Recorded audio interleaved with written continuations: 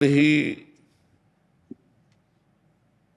भक्ति की पुकार बनते हैं। भगवान पुकारते नहीं, भगवान ही भक्ति की पुकार बनते हैं। भक्त के हृदय में जो भगवान के प्रति भाव आता है वो भगवान ही बनते हैं।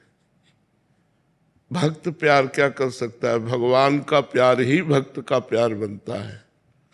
भगवान की करुणा ही भक्त का हृदय बन जाती है।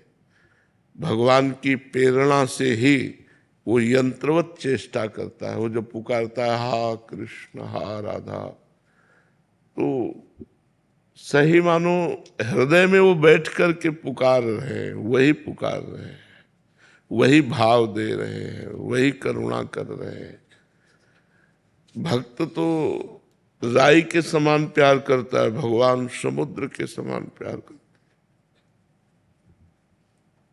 भगवान को जब कोई अपना मान लेता है तब ये परिचय जान पाता है, नहीं तो माया का ऐसा मलिन प्रभाव है कि शरीर संबंधी रिश्ते नाते ये सब प्रिय लगते हैं और भगवान पराये लगते हैं। और जब भगवान का भजन किया जाता है, भगवान की कृपा से शुद्ध ज्ञान होता है, फिर भगवान से जब प्रेम होता है तब हृदय की दशा बदल जाती है। वो भगवान ही उसके अंदर पुकार बनते हैं। आप एक बार कृष्ण बोलेंगे, वो 1000 बार आपका चिंतन करेंगे। उनके जैसा प्रेमी है कौन? प्रीति की रीति रंगीलो ही जाने। आप विचार करके देखो, भक्तों के चरण चाप रहे। क्या अनंत ब्रह्मांडों के ईश्वर के पास इतनी शक्तियां हैं, इतना पावर है, वो किसी एक पार्षद को बोल सकते हैं जाकर के कि देखो मेरा भक्त कष्ट में है, उसका सहयोग करो। लेकिन नहीं, स्वयं अपने हाथ से माधोदास बाबा की लंगोटी धो रहे हैं, स्वयं अर्जुन का रथ हाँक रहे हैं। तो भगवान की करुणा और भगवान के प्यार को तो केवल भक्त हृदय ही जानता है।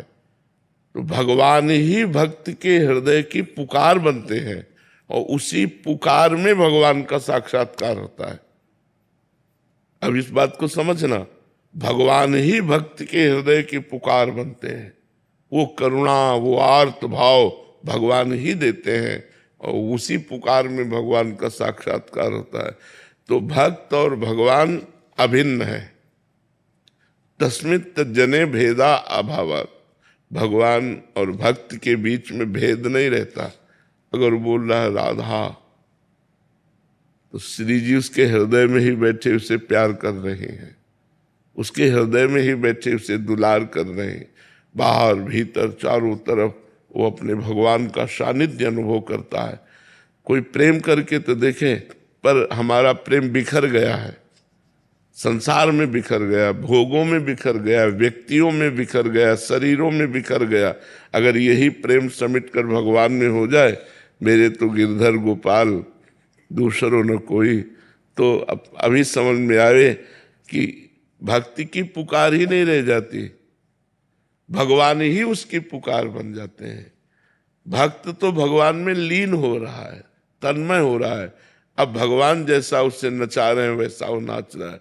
वो पुकारवा रहे हैं तो पुकार रहा है, रुला रहे हैं तो रो रहा है, हंसा रहे तो हंस रहा है, खिला रहे तो खा रहा है, बुला रहे तो बोल रहा है, चला रहे तो चल रहा है। वो स्वयं में कुछ नहीं होता, स्वयं तो भगवान में लीन हो गया, भगवान में तन्मय हो गया। अब इस स्थिति को वही समझ सकता है जिसकी स्थिति है, अन्यथा केवल बातों से ये अनुभव में नहीं आ सकती, इस समझ में नहीं आ सकती। तो भगवान ही भक्ति की पुकार बनते हैं और भगवान ही उसको संपूर्ण रूप से चलाते हैं। भक्त का अहम तो भगवान में लीन हो जाता है, इसलिए भक्त केवल कहने मात्र को रहता है, वहाँ स्वयं भगवान का शासन रहता है, वहाँ स्वयं भगवान विराजमान रहते हैं।